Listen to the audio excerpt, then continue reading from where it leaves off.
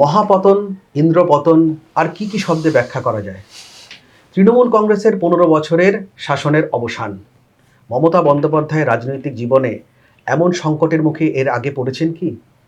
স্মরণকালে তো মনে পড়ে না, কিন্তু এর নেপথ্য কারিগর তিনি কে? কাঁথির শান্তিকুঞ্জে কি আজ পরম শান্তি বিরাজ করছে?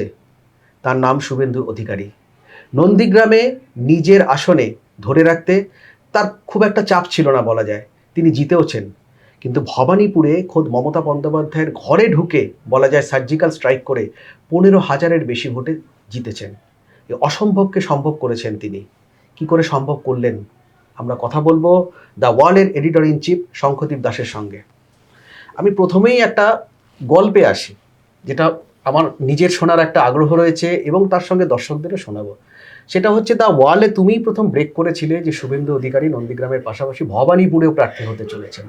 এর নেপথ্য গল্পটা কি ছিল? শুভেন্দু নিজে চেয়েছিলেন, অমিত শাহ চেয়েছিলেন, নরেন্দ্র মোদী চেয়েছিলেন?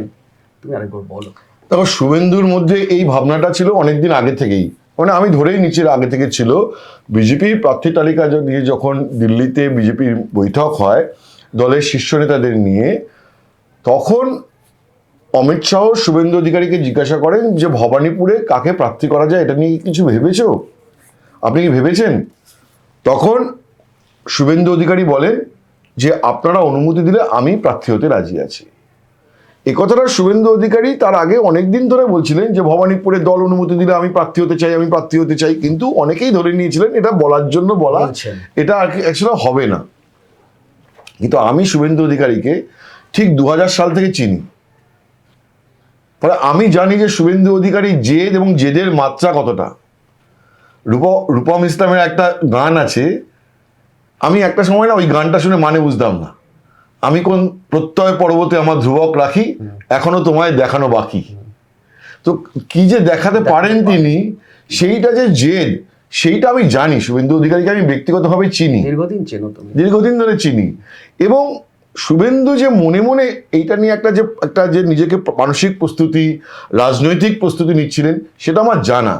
ফলে প্রার্থী তালিকা যখন ওইরকম আলোচনা হচ্ছে, সেই সময় আমার সাথে তার ফোনে কথা, আমি তাকে ফোন করি, আমি তাকে জিজ্ঞাসা করি, তখন তিনি আমাকে ওটা বলেন যে হ্যাঁ, আমাকে জিজ্ঞাসা করেছিলেন এবং আমি বলেছি দল অনুমতি দিলে আমি ওখানে প্রার্থী হতে রাজি। এবং তুমি জেনে রেখো, বিজেপির যে অভ্যন্তরীণ রাজনীতি, তাতে মমতা বন্দ্যোপাধ্যায় ভবানীপুরে শুভেন্দু অধিকারীকে প্রার্থী করা হবে কিনা, এইটা নীতিন নবীন, জেপি নাড্ডা বা ইভেন অমিত শাহরও একা সিদ্ধান্ত নেওয়ার ক্ষমতা নেই। তাদেরকে একটু সংশয় ছিল, একটুখানি প্রধানমন্ত্রী নরেন্দ্র মোদীকে ছুঁয়ে নিতেই হতো। ফলে আমার দৃঢ় ধারণা প্রাইম মিনিস্টারের কাছে বিষয়টা যায় এবং তিনিও অনুমতি দেন, এবং তারপরে শুভেন্দু অধিকারী ভবানীপুরে প্রার্থী হন। এই যে প্রার্থী তাকে করে দিলেন, তুমি জেনে রাখবে যে শুভেন্দু অধিকারী, ওই তুমি শান্তিকুঞ্জে বললে, শান্তিকুঞ্জের সামনে যে ক্লাব, সেই ক্লাবের যদি কোনো নির্বাচন হয়, সেই নির্বাচনটা যতটা সিরিয়াসলি লড়েন, নন্দীগ্রামের ভোট সেভাবেই লড়েন সিরিয়াসলি, নন্দীগ্রামে বা কাঁথিতে কোনো সমবায় সমিতির ভোট হলে সেভাবেই লড়েন, নন্দীগ্রামে বিধানসভা ভোট সেভাবেই লড়েন, আর ভবানীপুরেও সেভাবেই লড়েছেন। প্রতিটা পদক্ষেপ মাপা অঙ্ক, এবং এটা তো একদিনে হয় না। এই অঙ্কে হাত পাকানো তার গোড়া থেকে শুরু, এটা প্র্যাকটিস করে করেই তুমি অঙ্কে বিশারদ হতে পারো। ফলে শুভেন্দু এটা কিন্তু সময়ে তাকে ম্যাচিওর করেছে। ছাত্র সংসদ নির্বাচন থেকে শুরু, সময় তাকে ম্যাচিওর করেছে। ছাত্র সংসদ নির্বাচন, সেটা তো কবেকার কথা বলছো, আজ থেকে 25, 26, 27 বছর আগেকার ঘটনা। আমার সাথেই যখন আলাপ হয়, তখনই তিনি সম্ভবত কাঁথির কাউন্সিলর, কাঁথি পৌরসভার কাউন্সিলর, বাম জমানা। আমার মনে আছে মুখবেড়িয়া বা কোনো একটা জায়গা থেকে রাতের অন্ধকারে একটি জিপসিতে তিনি যাচ্ছেন, পেছনে তার দেহরক্ষী, সামনে জিপসি আসনে তিনি বসে আছেন, পেছনে আমি বসে তার সাথে কথা বলতে বলতে যাচ্ছি একটা সাক্ষাৎকারের জন্য। কারণ তখন যে সংবাদপত্রে আমি কাজ করতাম, তাদের একটা কাঁথি এগড়া নিয়ে প্রতি 15 দিনে একটা সাপ্লিমেন্ট বেরোতো। সেই সাপ্লিমেন্টের লেখার জন্যই কাঁথি এগড়াতে যাওয়া, এবং কাঁথির যেহেতু তিনি পুরসভার কাউন্সিলর বা এবং ওখানে নেতা, স্থানীয় নেতা, সেই জন্য তার একটা ইন্টারভিউ দরকার ছিল। সেই থেকে পরিচয়, এবং তারপর থেকে মানে সেটাকে ক্রমাগত একটা সম্পর্ক। কংগ্রেসে তখন ছিলেন সম্ভবত, হ্যাঁ, না কংগ্রেস তখন তো তৃণমূলে ছিলেন। তো এই যে এটাই ঘটনা। এবার তার জেদটা আমি জানি যে কি পরিমাণ জেদ। ভবানীপুরের প্রতিটা পদক্ষেপ মাপা অঙ্ক ছিল। আজ সকালবেলাতেও তার সঙ্গে আমার ফোনে কথা হয়, তিনি আমায় বলেন যে নিশ্চিন্তে থাকতে পারেন, প্রথম কয়েকটা দফায় মমতা বন্দ্যোপাধ্যায় এগিয়ে যাবেন। গতকাল সকালবেলা তার সাথে আমার কথা হয়, এবং গতকাল সকালেও আমি দর্শকদের এটা জানিয়ে রাখি, এটা একটা এক্সক্লুসিভ ইনফরমেশন, সেটা হচ্ছে যে শুভেন্দু অধিকারী ধারণা ছিল যে তার ভবানীপুরে জয়ের ব্যবধান কত হবে, 10,000। আমারও ওই ধারণা ছিল না, ফ্র্যাঙ্কলি স্পিকিং। আমিও ধরে নিয়েছিলাম যে ভবানীপুরের, যেটা আমরা এখানে আলোচনাও করেছিলাম যে তোমার অবসেশনের কারণে ভবানীপুর নিয়ে, যে আমিও বলেছিলাম যে ভবানীপুর যেহেতু মমতা বন্দ্যোপাধ্যায় ঘরের উঠোন, তার ফলে কেমিস্ট্রিটা মমতা বন্দ্যোপাধ্যায়ের সঙ্গে, কিন্তু অ্যারিথমেটিক মমতা বন্দ্যোপাধ্যায়ের সঙ্গে নেই। আর যে হিন্দু ওয়েভ দেখতে পাচ্ছি, সেই ঝড়টা যদি ওঠে তাহলে ভবানীপুরের গণিত অ্যারিথমেটিকটা আরো ঘেটে যেতে পারে, এটা বলেছিলাম তো আমরা। মমতার জন্য টাফ হয়ে যাবে। তো আমার ধারণা ছিল কত ব্যবধান হবে যদি শুভেন্দু অধিকারী জেতেনও, তাহলে 1.5 থেকে 2,000। শুভেন্দু অধিকারীর আত্মবিশ্বাস, তিনি গতকালই বলেছিলেন যে কমপক্ষে 10,000। আজকে সকালবেলাও তিনি তাকে যখন আমি ফোন করি, যখন গণনা শুরু হয় তখন সবাই পোস্টাল ব্যালট গণনা হয়েছে, তখন তিনি ফোনের কথা শুনেই তাকে বোঝা যাচ্ছে যথেষ্ট মানে কমফোর্টেবল, যথেষ্ট রিল্যাক্সড। তিনি ভবানীপুরের দিকে তিনি বেরিয়ে পড়েছেন বাড়ি থেকে। তিনি আমায় বলছিলেন যে ওই প্রথম দফায় কিছুটা এগিয়ে যাবে, 10th রাউন্ডের পরে উনি কিভাবে ধরাশায়ী হন আপনারা শুধু দেখতে থাকবেন। এবং তুমি নিখুঁত, তুমি দেখো প্রথমে রাউন্ডে এগিয়ে এবং ওনার ধারণা ছিল 77 নম্বর ওয়ার্ডে তৃণমূলের লিড হবে, যেহেতু সংখ্যালঘু ভোট আছে 14-15,000। একটা সময় মমতা সেই লিডটা বেড়ে গেল 19,000 না 20,000-এ চলে গেল। এইটা শুভেন্দু অধিকারী অতটা মুসলিম ভোটের কনসিডারেশনটা ওই কারণে অতটা হয়ে যাবে এটা ধারণা ছিল না। কিন্তু তারপরে তার যে অঙ্ক, যে 10 রাউন্ডের পর থেকে ওই ব্যবধান কমতে গিয়ে তিনি মমতা বন্দ্যোপাধ্যায়কে ছাপিয়ে যাবেন, এবং ছাপালেন কোথায়, তার যে প্রত্যাশা 10,000 ভোট, তারও বেশি 15,000 ভোটে তার লিড হলো। যখন 500 ভোটে গেছেন তখনও তোমার সঙ্গে সম্ভবত একবার কথা হচ্ছিল না, এবং বলছিলেন তখন যে বোধহয় যে 500 ভোটের ব্যবধান এটা না, এবারে চেতলার এলাকার ভোট গণনা হবে, ওখানে আমার বিপুল ব্যবধান হবে। কতটা কনফিডেন্স থাকলে যে এই কথা বলা যায়, কনফিডেন্স এবং ক্যালকুলেশন, এবং হচ্ছে যে যেটা সবচেয়ে বড় কথা, পলিটিক্সে অকুত ভয়। মমতা বন্দ্যোপাধ্যায়কে একটা সময় আমরা এই অকুত ভয় দেখেছি, বামেদের বিরুদ্ধে যে লড়াইয়ের জেদ, যে মাটি কামড়ে থাকা, একমুখী একদম লড়াই, ঠিক আছে, এবং পুলিশের লাঠি চালনা, মার ধর, পার্লামেন্টের মধ্যে লড়াই, এই যে জেদ, এবং শুভেন্দু অধিকারীরও ভয় না পাওয়া। আমার মনে আছে যে লালগড়ে বা এই যে নন্দীগ্রামের লড়াই, এবং যে কথাটা তুমি আমাকে জিজ্ঞাসা করছো না, কোনটা যে কথাটা জিজ্ঞাসা করছো না, এবং যেটাই হচ্ছে আজকের গোটা ছবিটার মেইন ছবি, শুভেন্দু অধিকারীকে নিয়ে যদি আজকে কোনো কাহিনী বলতে হয়, যদি একটা চুম্বকে একটা ছবি ধরতে হয়, সেটা হচ্ছে যে 11-র নির্বাচনে, আমি আসতাম ওটাতে, হ্যাঁ না তুমি দেরি করেছো, 11-র নির্বাচনে যিনি পরিবর্তনের নায়ক বাংলার, নন্দীগ্রাম আন্দোলন না হলে বাংলায় পরিবর্তন সম্ভব ছিল না। সিঙ্গুর বাংলার প্রতিটি জেলার কে স্পর্শ করতে পারেনি আবেগকে। সিঙ্গুর নিয়ে একটা ভাবনা ছিল যে শিল্প নয়, শিল্প না কৃষি, কৃষি না শিল্প, বিতর্ক ছিল। নন্দীগ্রামে যখন ওই ঘটনা ঘটে গেল, মারাত্মক ঘটনা, 7th মার্চ, গোটা বাংলা জুড়ে একটা দাবানলের মতন একখানা অসন্তোষ ছড়িয়ে পড়লো। এবং নন্দীগ্রামের আন্দোলনের নায়ক কে ছিল? শুভেন্দু অধিকারী। নন্দীগ্রাম না হলে বাংলা পরিবর্তন ঘটতো না, কিন্তু 11-তে হতো না। এবং পোস্ট নন্দীগ্রাম যেভাবে শুভেন্দু অধিকারী তখন লালগড় জঙ্গলমহলে তৃণমূলের সংগঠন বাড়ানোর কাজ করছিলেন, আমি জানি দিল্লিতে সাংবাদিক হিসেবে, এবং শুভেন্দু অধিকারীর সাথে তখনও আমার সাংবাদিক হিসেবে যোগাযোগের সুবাদে কেন্দ্রীয় স্বরাষ্ট্রমন্ত্রী তাকে ফোন করে বলছিলেন যে আপনি সাবধানে থাকবেন। প্রাণের ঝুঁকি নিয়ে মুখ্যমন্ত্রী বুদ্ধদেব ভট্টাচার্য, রাজনৈতিক মতাদর্শগত লড়াই ছিল, বুদ্ধদেব ভট্টাচার্য ব্যক্তিগতভাবে তাকে ফোন করে বারবার বলতেন আপনি এতটা ঝুঁকি নিচ্ছেন কেন, অকুত ভয়। এবং এই অকুত ভয় শুভেন্দু অধিকারী সেই জন্যই আজকে ভবানীপুরে লড়তে পারলেন। এতে কজন সাহস দেখাতে পারে? দেখাতে পারতো না। ধরো মমতা বন্দ্যোপাধ্যায় নন্দীগ্রামে গিয়ে আগেবার পরাস্ত হয়েছিলেন, তৃণমূলের এই যে বাঘা দক্ষিণ কলকাতার নেতা, কেউ একটা এবার সাহস দেখাতে পেরেছেন যে নন্দীগ্রামে গিয়ে শুভেন্দুর বিরুদ্ধে প্রার্থী হবেন? রাজীব বন্দ্যোপাধ্যায়কে দল একবার প্রস্তাব দিয়েছিল, গ্ল্যাচ গুটিয়ে পালিয়ে গেছে। একটা পবিত্র করকে ধরে আনতে হয়েছে, বিজেপি থেকে ধরে নিয়ে এসে প্রার্থী করতে হয়েছে। তাও শুভেন্দুরই ঘনিষ্ঠ বিজেপি থেকে সে। এও তো একটা লজ্জাজনক ঘটনা না, একেবারে এত বড় পার্টি, তাতে নন্দীগ্রামে লড়াইয়ের মুখ নেই। তুমি কাউকে তৈরিও করতে পারোনি, কারো তৈরিও করতে পারোনি, শুভেন্দুর ওখান থেকে ভাড়া করে আনতে হলো ভার্চুয়ালি, শুভেন্দুর ঘর থেকে। এবং তুমি যেটা বলছিলে 11-র পালা বদলের সেনাপতি 26-এও কোথাও গিয়ে 11-র পালা বদলের সেনাপতি, 26-এ 11-র পরিবর্তনের সেনাপতি, 26-এর পালা বদলের নায়ক। নিঃসন্দেহে বেনজির ঘটনা। পরপর দুবার মুখ্যমন্ত্রীকে হারানো, একবার নিজের ঘরে হারানো, একবার তার ঘরে ঢুকে মানে উঠোনে গিয়ে হারানো, এ বাংলার রাজনীতিতে হয়নি, সম্ভবত দেশের রাজনীতিতেও বিরল বিরল বিরল। এবং শুভেন্দু একটা মহাকাব্যিক চরিত্র হয়ে গেলেন বাংলার রাজনীতিতে।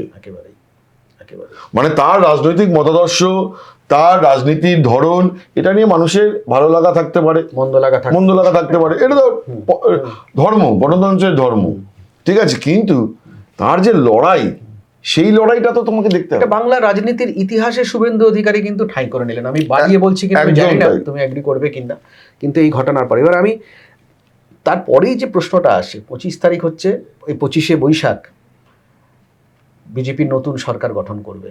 এবার সবচেয়ে বড় প্রশ্ন আজকের এই জয়ের পর, শুভেন্দু অধিকারী নন্দীগ্রামে জিতলেন, ভবানীপুরে মমতা বন্দ্যোপাধ্যায়কে হারালেন, অমিত শাহ বারবার বলে গেছেন বাঙালি মুখ্যমন্ত্রী হবে, বাঙালি মুখ হবে, বাংলা মিডিয়ামে পড়া একজন হবে মুখ্যমন্ত্রী। শুভেন্দু অধিকারী কি অটোমেটিক চয়েস? তাছাড়া আর কি, দেখো বিজেপি এখনো আনুষ্ঠানিক ঘোষণা করেনি। যে কোনো জাতীয় দলে, ধরো বিজেপি বা কংগ্রেস, তাদের একটা কাঠামো রয়েছে, দলের পরিষদীয় দলের বৈঠক হয়, সেই পরিষদীয় দলের বৈঠকে নেতা নির্বাচন করা হয়। তুমি ধরেই রাখতে পারো যে যদি 25শে বৈশাখ মানে 9th মে, মানে আজকে হচ্ছে 4th মে, তার মানে আরো হাতে 3-4 দিন সময় আছে। তুমি ধরেই রাখতে পারো যে বিজেপির যে স্টেট অবজারভার বা সেন্টার থেকে কোনো বড় নেতা, সেটা হতে পারে রাজনাথ সিং, সেটা হতে পারে জেপি নাড্ডা বা একাধিক নেতা, ঠিক আছে, তারা আসবেন, বিজেপির পরিষদীয় দলের বৈঠক হবে এবং সেই পরিষদীয় দলের বৈঠকে নেতা নির্বাচন করা হবে। এটা হচ্ছে এটা প্রথাগত ধরন, যেটা হতে পারে, এটা তো প্রথাগত ধরন। কিন্তু ঘটনা হলো নন্দীগ্রামে একবার মমতা বন্দ্যোপাধ্যায়কে হারানো, ভবানীপুরে একবার মমতা বন্দ্যোপাধ্যায়কে হারানো, এবং এবার নন্দীগ্রাম ভবানীপুরে দুটোতেই সিটে জেতা। শুধু সেটা নয়, কদিন আগে রাসবিহারীতে প্রার্থী হয়েছেন স্বপন দাশগুপ্ত। স্বপন দাশগুপ্ত হলেন নরেন্দ্র মোদী, অমিত শাহর অত্যন্ত পছন্দের একজন ব্যক্তি। স্বপন দাশগুপ্ত দ্য ওয়ালে আমাকে সাক্ষাৎকারে উনি বলেছিলেন যে শুভেন্দু অধিকারী বিজেপিকে লড়াই করতে শিখিয়েছে পশ্চিমবঙ্গে।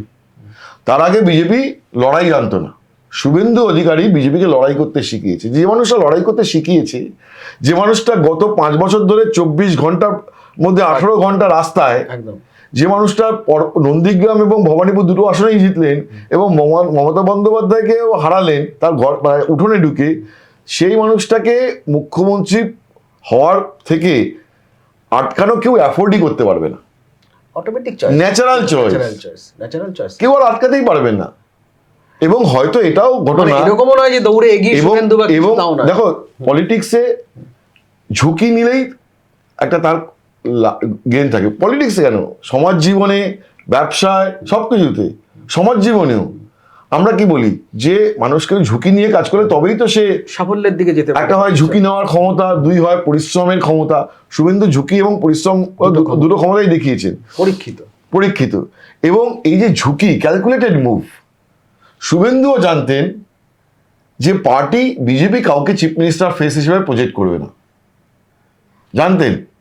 তার ফলে তার একটা ক্যালকুলেটেড মুভ ছিল যে আমি যদি ভবানীপুরে গিয়ে প্রার্থী হতে পারি, দল যদি আমাকে সেই সুযোগটা দেয় এবং আমি যদি মমতা বন্দ্যোপাধ্যায়কে হারিয়ে দিতে পারি, তাহলে তো আমার কোনো কম্পিটিটরই থাকবে না। এই হিসেবটা ছিল একদম, এই হিসেব নিয়েই তার বাই ডিফল্ট তিনি চিফ মিনিস্টার, তিনি মুখ্যমন্ত্রী পদপ্রার্থী ছিলেন এই ভোটে।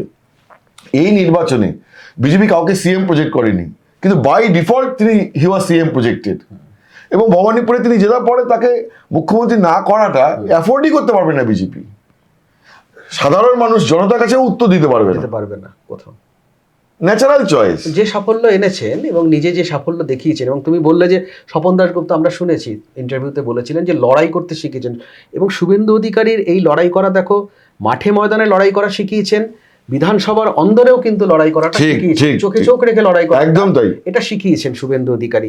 এবং রাজনীতির নিষ্ঠুর পরিহাস কিনা আমি বলবো, তুমি একটা কথা বলো যে শুভেন্দু অধিকারীকে তুমি এতদিন ধরে দেখছো, তুমি বলো মমতা বন্দ্যোপাধ্যায় স্কুলের ফার্স্ট বয় হচ্ছে শুভেন্দু অধিকারী, একদম first boy, undisputed first boy. First boy ছিলেন। এবং শুধু মমতা বন্দ্যোপাধ্যায়ের স্কুল অফ পলিটিক্সের ফার্স্ট বয় বলতাম না, আমি এও বলতাম এবং শুভেন্দু অধিকারীকেও আমি অনেকবার বলেছি যে তার মন বোঝার জন্য, যে মমতা বন্দ্যোপাধ্যায়ের পর পশ্চিমবঙ্গের রাজনীতিতে, মানে যতদিন শুভেন্দু তৃণমূলেও ছিলেন, তুমি যখন মমতা বন্দ্যোপাধ্যায়ের পর ওই রাজনৈতিক উচ্চতা এবং পরিশ্রম করার দক্ষতা বা ক্ষমতা আর কারো ছিল না, এবং জনপ্রিয়তাও প্রতি জেলায় যে জনপ্রিয়তা মমতা বন্দ্যোপাধ্যায়ের পর আর শুভেন্দুর মতো জনপ্রিয় নেতা ছিলেন না। হ্যাঁ, দল ছাড়ার পরে তাকে একটুখানি পরিশ্রম করতে হয়েছে, বিজেপি সংগঠন তৈরি করতে হয়েছে, কিন্তু মমতা বন্দ্যোপাধ্যায়ের পরে সেকেন্ড পপুলার লিডার কে ছিলেন? শুভেন্দু অধিকারী ছিলেন। অভিষেক বন্দ্যোপাধ্যায়কে তো চাপিয়ে দেওয়া, ন্যাচারাল চয়েস তো ছিলেন না। আমি এখানে আরেকটা তোমার কাছে শুনতে চাইবো, সেটা হচ্ছে যে শুভেন্দু ওই মমতা বন্দ্যোপাধ্যায় স্কুলিংয়ে এবং তার স্কুলের ফার্স্ট বয়, তার রাজনৈতিক জীবনে তৃণমূলকে সঙ্গে রেখে উত্থান একের পর এক, কিন্তু সেই তৃণমূলে তিনি দেওয়াল লিখন কবে পড়তে পারলেন? কখনো কি পড়ে ফেলেছিলেন তার দল ছাড়ার সিদ্ধান্ত? এর নেপথ্য গল্প, এর নেপথ্য একটা গল্প আছে। তো আজকে যখন বলার সুযোগ হয়েছে তখন সেই গল্পটা আমি বলি। শোনার দিন, আজকেই সেটা শোনার দিন। দেখো 2011 সালে যখন তৃণমূল পশ্চিমবঙ্গে ক্ষমতায় এলো, তখন তার কিছুদিন পরেই কি হলো, যে মুকুল রায়, তাও পলিটিক্স এটা চলতেই থাকে, মুকুল রায় কি করলেন, মমতা বন্দ্যোপাধ্যায় তখন অন্যতম বুদ্ধিদাতা মুকুল রায় মমতা বন্দ্যোপাধ্যায়কে বুদ্ধি দিলেন যে দলে একটা যুবা, ওই সময় শুভেন্দু অধিকারী হচ্ছেন যে তৃণমূলের যুব সভাপতি, সেই সময় মুকুল রায় প্রস্তাব দিলেন যে একটা তৃণমূল যুবা বলে একটা অর্গানাইজেশন তৈরি করে দিদি আপনি ওখানে অভিষেক বন্দ্যোপাধ্যায়কে দায়িত্ব দিয়ে দিন। তাহলে কি হলো, যে তৃণমূল যুব সভাপতি শুভেন্দু অধিকারী আর তৃণমূল যুবা নেতা হচ্ছেন অভিষেক, দুটো সংগঠন যুব। তার কিছুদিন পরে শুভেন্দুকে সরিয়ে সৌমিত্র খাঁকে করে দেওয়া হলো তৃণমূল যুব সভাপতি। শুভেন্দু বড় বড় করে দেওয়াল লিখন পড়ে ফেললেন যে তাকে, যিনি মমতা বন্দ্যোপাধ্যায় স্কুলের ফার্স্ট বয়, তাকে জোর করে সেকেন্ড বয় করে দেওয়া হলো। মানে এখানেও একটা রিগিং এর গল্প আছে, এখানেও একটা বুথ দখল দলের অন্দরে, এখানেও একটা বুথ দখল, রিগিং একটা গল্প আছে। তো এই দেওয়াল লিখন পড়ে ফেলেছিলেন। তারপরে যখন সৌমিত্র খাঁকে সভাপতি করা হলো, তখন তার কাছে আরো স্পষ্ট হয়ে গেল। এরপরেও তিনি অপরচুন মোমেন্টের ওয়েট করছিলেন, কারণ তখনও তৃণমূল সরকারে এসছে এবং কিছু করার নেই। তাকে মমতা বন্দ্যোপাধ্যায় একাধিক দপ্তরে দায়িত্ব দিয়েছিলেন এবং না, তখন তো তিনি, আমার মনে হয় তখন তিনি সাংসদ ছিলেন, তখন তিনি তমলুকের সাংসদ ছিলেন। এরপরে 2014 সালের ভোটে তাকে তিনি নন্দীগ্রামে প্রার্থী করলেন। শুভেন্দু পরে মন্ত্রীও হলো, কিন্তু শুভেন্দু 2014 সালের যে লোকসভা ভোটে লড়লেন, তারপর যে 2016 সালের ভোটে যে আবার নন্দীগ্রামে যে তিনি বিধায়ক হলেন, কিন্তু এই পুরো অধ্যায়টাতে তার কাছে পরিষ্কার ছিল যে তার ভবিষ্যৎটা কি, যে অভিষেক বন্দ্যোপাধ্যায় হচ্ছে মমতা বন্দ্যোপাধ্যায়ের পরে থাকবেন, রক্তই জায়গা, মানে অগ্রাধিকার পাবে, মেধা অগ্রাধিকার পাবে না। এবং সেই সময়ে দেশের রাষ্ট্রপতি ছিলেন প্রণব মুখোপাধ্যায়। প্রণববাবুর সাথে অধিকারী পরিবারের একটা দীর্ঘদিনের সুসম্পর্ক ছিল, কংগ্রেসি ঘরানার রাজনীতিতে শিশির বাবুর সাথে খুব ভালো সম্পর্ক ছিল। শুভেন্দুও শ্রদ্ধাশীল ছিলেন প্রণববাবুর প্রতি। আরো একটি ঘটনা এর ভেতরে আছে, সেটা হচ্ছে যে 2012 সালে যখন রাষ্ট্রপতি নির্বাচন হয়, তখন মমতা বন্দ্যোপাধ্যায় শুরুতে প্রণববাবুর ক্যান্ডিডেচারকে নিয়ে আপত্তি করছিলেন। মনে করে দেখবেন যে সোনিয়া গান্ধীর সাথে দেখা করে বলেছিলেন যে প্রণববাবুকে প্রার্থী করলে হবে না। প্রণববাবু চরম রেগেছিলেন, চরম। প্রণববাবুর সাথে আমার যা সম্পর্ক ছিল, তো প্রণববাবু চরম রেগেছিলেন। আমার মনে আছে যে সেই রাতে, যেদিনকে মমতা বন্দ্যোপাধ্যায় 10 নম্বর জনপথে গিয়ে বলেছিলেন যে না, প্রণববাবুর ক্যান্ডিডেচার আপত্তি, এবং সেখান থেকে বেরিয়ে উনি চলে যান অখিলেশ যাদবের বাড়িতে। সেই রাতে আমি গিয়েছিলাম একবার তালকাটোরা রোডে প্রণববাবুর বাড়িতে। আমি বেরিয়ে আসার পরে রাত্রিবেলা আগ্রা থেকে বিমানে মুলায়ম সিং যাদব দিল্লিতে ছিলেন, মমতা বন্দ্যোপাধ্যায় সন্ধ্যে গিয়ে মুলায়মের সাথে মিটিং করেন, তারপরে মুলায়ম চলে গিয়েছিলেন আগ্রায়। আগ্রা থেকে মুলায়ম সিং যাদবকে আবার নিয়ে আসা হয় দিল্লিতে। ওই মধ্যরাতে তালকাটা রোডে মিটিং হয়। পরের দিন মুলায়ম সিং বলেন, সমাজবাদী পার্টি তখন ইউপিএ সাপোর্টিং পার্টনার, শরিক দল, বলেন যে আমাদের ক্যান্ডিডেট হচ্ছেন প্রণব বাবু। হ্যাঁ, একদম পুরোপুরি রাতারাতি মমতার সাথে মিটিং এর পরে মমতা বন্দ্যোপাধ্যায়, কুণাল ঘোষ আর হচ্ছে মুলায়ম সিং যাদব আমাদের অফিসের অনতি দূরে, আমি আইএনএস বিল্ডিং এ অফিস ছিল, সেখান থেকে অনতি দূরে মুলায়ম সিং বাড়িতে বাইরে প্রেস কনফারেন্স করে বললেন যে ইত্যাদি প্রভৃতি। পরের দিন সকালেই পাল্টি, চরম বিব্রত হয়েছিলেন মমতা বন্দ্যোপাধ্যায়। ঠিক আছে। তো সেই সময়ে কি হলো যে প্রণব বাবু রাষ্ট্রপতি নির্বাচনে গোপন ব্যালটে ভোট হয়, সেই সময় প্রণব বাবু শুভেন্দু অধিকারী, সোমেন মিত্র এর সাথে কথাবার্তা বলে তৃণমূলের মধ্যে একটা অংশ তারা স্বতঃপ্রণোদিতভাবে প্রণববাবুকে ভোট দেওয়ার কথা ঠিক করে ফেলেন। এইখান থেকেও প্রণববাবুর সাথে একটা শুভেন্দু অধিকারী সম্পর্ক নিবিড় তৈরি হয়েছিল। তারপরে প্রণববাবু রাষ্ট্রপতি হওয়ার পরে শুভেন্দু অধিকারী একবার হলদিয়াতে তমলুকে একটি অনুষ্ঠানে আমন্ত্রণ জানিয়েছিলেন, প্রণববাবু এসেছিলেন এবং প্রণববাবুই তখন শুভেন্দুকে বলেন যে দেখ, এই দলে তোর কোনো ভবিষ্যৎ নেই, এই দলে পরিবারই অগ্রাধিকার পাবে, তুই যতই পরিশ্রম করিস তোর কোনো কিন্তু দাম পাবি না, তুই ভেবে দেখিস, তোকে বিকল্প ভাবনা ভাবতেই হবে একদিন না একদিন। তো এই যে বিকল্প ভাবনা ভাবলেই তো কিছু করা যায় না। তারপরে 2019 সালের লোকসভা ভোটের পরে যখন প্রশান্ত কিশোর তৃণমূলে ভোট কুশলী হয়ে এলেন, তখন প্রশান্ত কিশোর মমতা বন্দ্যোপাধ্যায়কে বোঝাতে চাইলেন যে শুভেন্দু কোনো নেতাই নয়, ওকে আমি একদম ডানা ফানা ছেটে আমি একদম শায়েস্তা করে একদম স্লিম ট্রিম করে দেবো।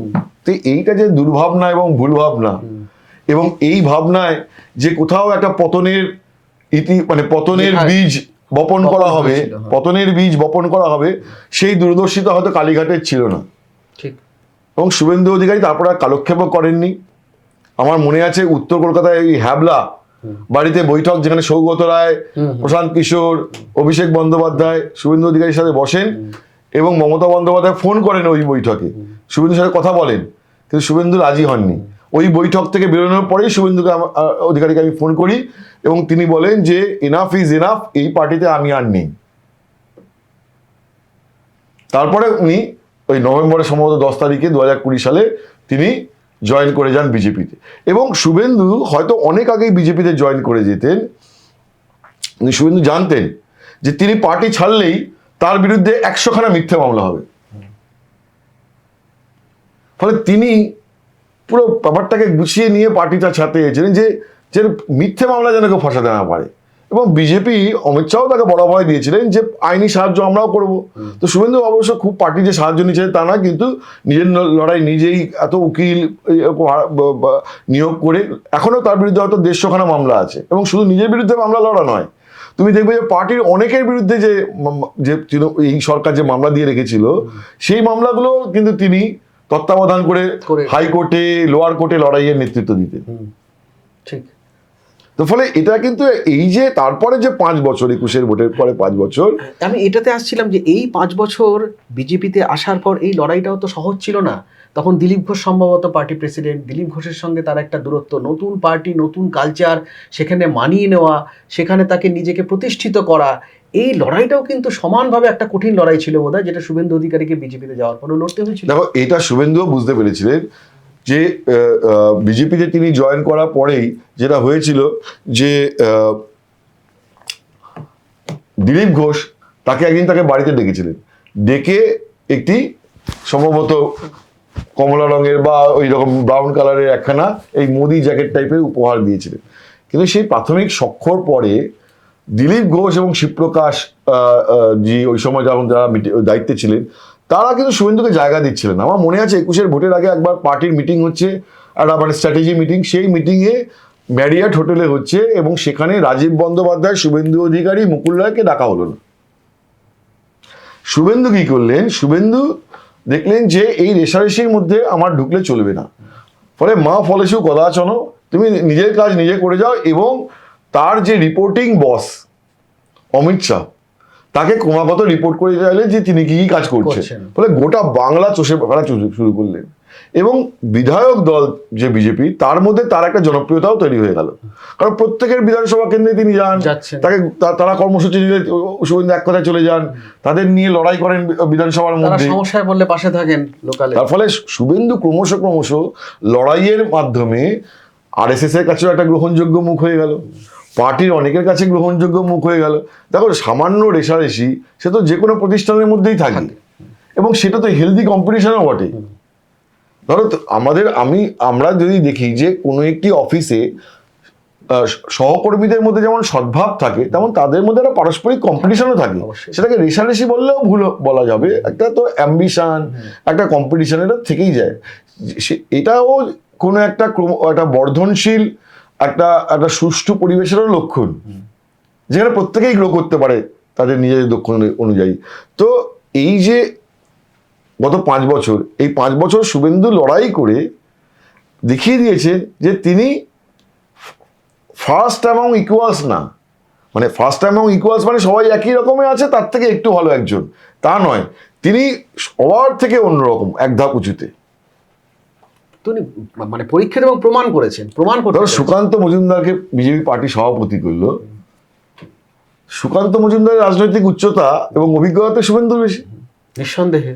শ্রমিক ভট্টাচার্য হয়তো রাজনীতিতে শুভেন্দুর থেকেও প্রবীণ হতে পারেন, কিন্তু শুভেন্দু অধিকারী রাজনৈতিক উচ্চতা, তার জনপ্রিয়তা, তার প্রশাসক হিসেবে অভিজ্ঞতা, পুরসভার চেয়ারম্যান, সাংসদ, হলদিয়া ডেভেলপমেন্ট অথরিটির চেয়ারম্যান, পরিবহন মন্ত্রী এককালের, জল সম্পদ উন্নয়ন মন্ত্রী, সেচ মন্ত্রী, পরিবেশ মন্ত্রী, এই যে দীর্ঘ অভিজ্ঞতা, এই অভিজ্ঞতা তো আর কারোর ছিল না। এমনকি কাঁথি সমবায় ব্যাংকের দীর্ঘদিন ধরে বলো, এবং কাঁথি সমবায় ব্যাংক হচ্ছে one of the successful bank, যে ব্যাংকে দুর্নীতির অভিযোগ তুলে শুভেন্দুকে একটা মামলা করার চেষ্টা হয়েছিল, কিন্তু পারেনি করতে, কিছুই পায়নি, কোনো গড়মিল পাওয়া যায়নি। এবং তার নির্বাচন নিয়ে এটাই শুভেন্দুর একটা উদ্বেগ ছিল, যে এইসব মামলা ফামলা দিয়ে তার পলিটিক্যাল মুভমেন্টটাকে বাধা দেওয়ার চেষ্টা হবে। এই উদ্বেগটাই ছিল, যে তিনি জানতেন যে কিছু পাবে না, কিন্তু 10টা মামলা করলেই, হাইকোর্টে মামলা করলে, তার এখানে উকিলের সাথে কথা বলো, এই করো ওই করো, এটা হয় কি যে স্বতঃস্ফূর্তভাবে যে পলিটিক্যাল যে কর্মসূচি, সেটা কোনোভাবে বাধা পায়। তো এই বাধা অতিক্রম করে তিনি এগিয়েছেন, এবং সেইটা তিনি বারবার জানিয়েছিলেন অমিত শাহকে। অমিত শাহ জানতেন যে তার লড়াইটা কোনটা, এবং অমিত শাহের কাছেও ছিল যে এখানে অশ্বমেধের ঘোড়া কে হতে পারে, পরিষ্কার ছিল কাকে দিয়ে কাজটা হবে। শুভেন্দু অধিকারীকে নিয়ে আলোচনা করছি, কিন্তু আমি একটু অন্য একটা, আমার শেষ প্রশ্ন সেটা হচ্ছে, শুভেন্দু অধিকারী তার একদা বস বলো, রাজনৈতিকভাবে যার মানে আন্ডারে থেকে তার উত্থান, সেই মমতা বন্দ্যোপাধ্যায় রাজনৈতিক জীবন কতটা সংকটের মুখে ফেলে দিলেন বলে তোমার মনে হয়? দেখো, মমতা বন্দ্যোপাধ্যায়ের প্রতি শুভেন্দু অধিকারী দল ছাড়া আগের মুহূর্ত পর্যন্ত শ্রদ্ধাশীল ছিলেন, এইটাও কেউ জানবে না, আজ পর্যন্ত জানে না। আমি আজকে বলবো, আমার মনে আছে 2020 সালের নভেম্বর মাসে যখন শুভেন্দু অধিকারী দল ছাড়েন, তার 5 মাস 6 মাস আগে পর্যন্ত, যখন কোভিডের সময় কোভিড ঘোষণা হয়েছে, এবং মমতা বন্দ্যোপাধ্যায় সম্ভবত ওই যোগুবাবুর বাজারে গিয়ে ওই যে চক দিয়ে গোল্লা কাটছেন, শুভেন্দু অধিকারী তখন, আমি তখন ফোন করেছি, আমাকে উনি বলছিলেন যে এই মহিলাকে কে বোঝাবে। আমি পই করে বারণ করেছি যে এখন ওই বাজারে গিয়ে চকের গোল্লাটা আপনাকে না কাটলেও চলবে, এখানে সংক্রমণ ঘটছে, আপনি একটু সাবধানে থাকুন। এটা কোথাও এবার এইটা একটা ব্যক্তিগত স্তরে শ্রদ্ধা, সহানুভূতি, সহমর্মিতা না থাকলে এটা কেউ আসতে পারে না, উৎকণ্ঠা। হ্যাঁ, ঠিক আছে। আর এমন তো নয় যে ওইটা সংবাদ মাধ্যমে ছাপানোর জন্য আমাকে উনি বলেছিলেন, তো আমি তো লিখিও নি সেটা, আজকে বলছি, এতদিন পরে 6 বছর বাদে বলছি। ঘরোয়া আলোচনায় আমি অনেককে বলেছি, কিন্তু আমি সেটা তো কোনো লেখালেখির মধ্যে ঢালাও দর্শকদের সামনে বা পাঠকের সামনে কখনো বলিনি। আজকে আর সেটা নিয়ে বলতে বাধা নেই, কিন্তু সেই শ্রদ্ধার জায়গা, সেই যে একটা মানে একটা তার ব্যাপারে একটা যে চিন্তা উদ্বেগ, সেটা তো তখন আমি দেখেছি। তারপরে মমতা বন্দ্যোপাধ্যায় যখন তাকে গদ্দার বলেছেন, তাকে নন্দীগ্রামের যে লড়াইয়ের ক্রেডিটটাও দিতে চাননি, কোথাও ছিনিয়ে নিতে চেয়েছেন। নন্দীগ্রামের লড়াইয়ের যদি ক্রেডিট শুভেন্দু অধিকারীকে না দেওয়া হয়, তাহলে তো একটা সত্যকে অস্বীকার অপব্যাখ্যা করা হয়, একটা ইতিহাসের অপব্যাখ্যা করা হয়, যেটা মমতা বন্দ্যোপাধ্যায় অনায়াসে করে দেন বলে অভিযোগ।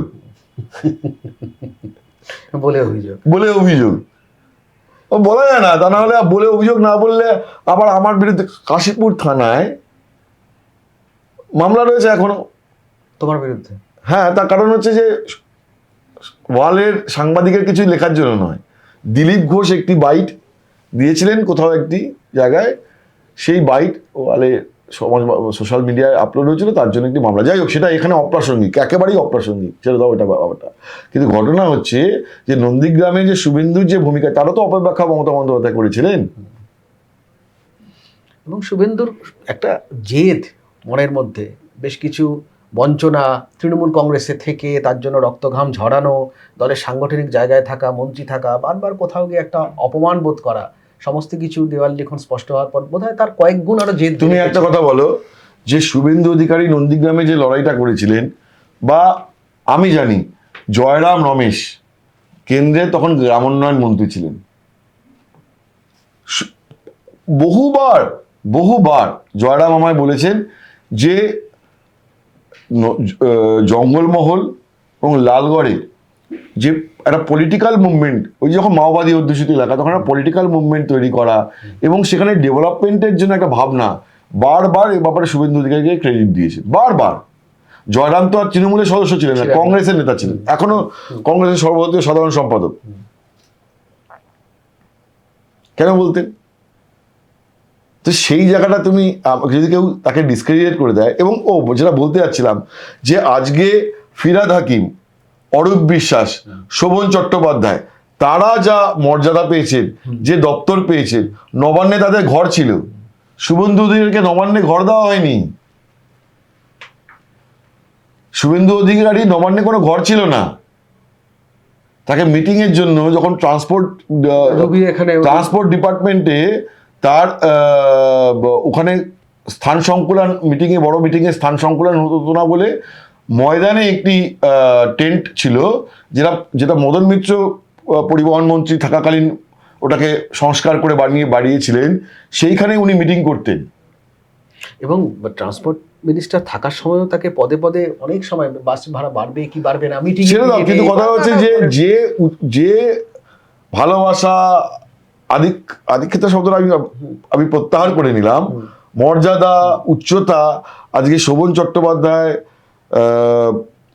অরূপ বিশ্বাস, ববি হাকিম এরা পেয়েছিলেন, চন্দ্রিমা ভট্টাচার্য, সেই জায়গাটাকে শুভেন্দুকে দিয়েছিলেন, যেটা উনি ডিজার্ভ করেন, কিন্তু তাকে সেই জায়গা। ফলে আজকে যেটা শুভেন্দুর জয়, আমি আবারও বলছি, পলিটিক্যালি শুভেন্দুর রাজনীতি, শুভেন্দুর পলিটিক্যাল আইডিওলজি, শুভেন্দুর পলিটিক্যাল মানে যে রাজনীতির ধরন, সেটা নিয়ে কারো ভালো লাগা থাকবে, সেটা নিয়ে কারো খারাপ লাগা থাকবে, তা মানে আপত্তি বিরোধের জায়গা থাকবে। কিন্তু এই যে লড়াইয়ের জেদ আনপ্যারালাল, একদম সমসাময়িক রাজনীতিতে তার কোনো তুলনা নেই। এবং সেই কারণেই এই যে চিফ মিনিস্টার কে হবে নেক্সট সিএম, মমতা বন্দ্যোপাধ্যায় তিনি শুধু হারাননি, যে মমতা বন্দ্যোপাধ্যায় তাকে একটা প্রায় দল ছাড়ার মতন ফার্স্ট বয় থেকে সেকেন্ড বয় করে দিয়েছিলেন, রিগিং করে, প্রায় মানে যেটা মানে অভিযোগ আর কি, তো অভিযোগ শব্দটা আমি বারবার আনবো, তো করে দিয়েছিলেন। তো কারণ অভিযোগ তো আছেই, সেই তিনি যে শুধুমাত্র ভবানীপুরে হারালেন না, মুখ্যমন্ত্রীর চেয়ারটাও প্রায় ছিনিয়ে নিলেন। এটা তো জয় করে নেওয়া, এরা মানে ছিনিয়ে নেওয়া বললেও এটাকে অপশব্দ হবে, এটা রাজনৈতিকভাবে জিতে নেওয়া, লড়াই করে জিতে নেওয়া, যেটা আমি বলেছিলাম ঝুঁকি নেওয়ার ক্ষমতা, সাহস, আর ওই বিজ্ঞাপনে যে ডরকে আগে জিত হয়, মানে ভয়কে অতিক্রম করলেই জয়, এটা শেষে যেন আবারও সেই আপ্তবাক্যটাকেই তিনি প্রমাণ করলেন। যে আবার ওই লাইনটাই আমি বলবো, যে 2011 সালে যিনি পরিবর্তনের সেনাপতি, 2026-এ তিনিই পালাবদলের নায়ক, মানে বলা যেতে পারে মহানায়ক, দুটি মহাকাব্যিক জয়, দুটি ক্ষেত্রেই তার নাম লেখা থাকবে বাংলার রাজনীতির ইতিহাসে, তার নাম কিন্তু উঠে গেল বলা যায় আজকের পর, সেটা অস্বীকার করা যাবে না। সুতরাং 25শে বৈশাখ আমাদের এই আলোচনায় শুভেন্দু অধিকারী এই মুহূর্তে তার নাম, এবং তিনি 25শে বৈশাখ বাংলার নতুন মুখ্যমন্ত্রী হিসেবে শপথ নিচ্ছেন কিনা, সেই প্রশ্ন বোধহয় আর নিয়ে আলোচনা করার কোনো জায়গা থাকতে পারে না। অটোমেটিক চয়েস হিসেবে তার নামটাই উঠে আসাটাই খুব স্বাভাবিক। এবং শুভেন্দু অধিকারীর তার অতীত এবং তার অজানা নানা গল্প আমাদের এখানে তুলে ধরলেন আমাদের editor in chief Shankhadip Das. আশা করব এই অজানা গল্প আপনারা জানলেন এবং শুভেন্দু অধিকারীর আগামী কয়েকদিন তিনি কি করবেন, তার কি মুভমেন্ট হবে, নতুন মুখ্যমন্ত্রী হিসেবে শপথ নিলে তার কি কাজ হবে, তার বহু খবর কিন্তু এক্সক্লুসিভ পাবেন দ্য ওয়ালে। এটুকু আমরা কথা দিতে পারি। দেখতে থাকুন দ্য ওয়াল। আজ এই পর্যন্তই।